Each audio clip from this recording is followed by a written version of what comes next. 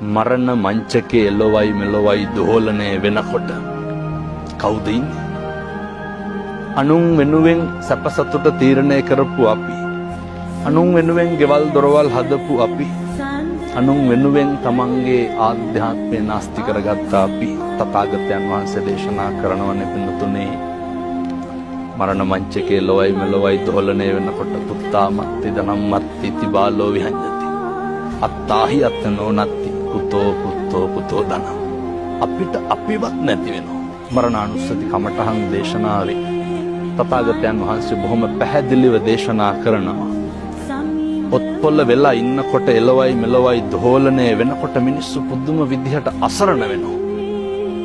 එතකොට කිසිම කෙනෙක් තමන්ගේ ශක්තියට තමන්ගේ හේවණල්ලට නැහැ. ඒක තේරුම් ගන්නට තමයි උන්වහන්සේ මරණානුස්සතිය දේශනා කරේ ජීවත් වෙලා ඉන්න කාලය තුල. මිනිස්සුන්ට පුළුවන් නම් මේ කාරණේ ජීවත් වෙලා ඉන්නකොට තේරුම් ගන්න. මිනිස්සු අතින් සිද්ධ වෙන අකුසල් ප්‍රමාණය ස්වල්පයි.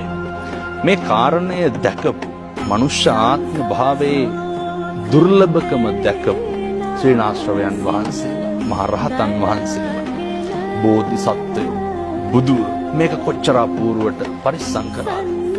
මෙහෙම දේශනා කරන්නේ මේ මනුෂ්‍ය ආත්ම භාවයේ තියෙන දුර්ලභකම නිසාමයි. එක වචනයකින්වත් සංසාරය දිග්ගස්ස ගන්න හොඳ නැහැ.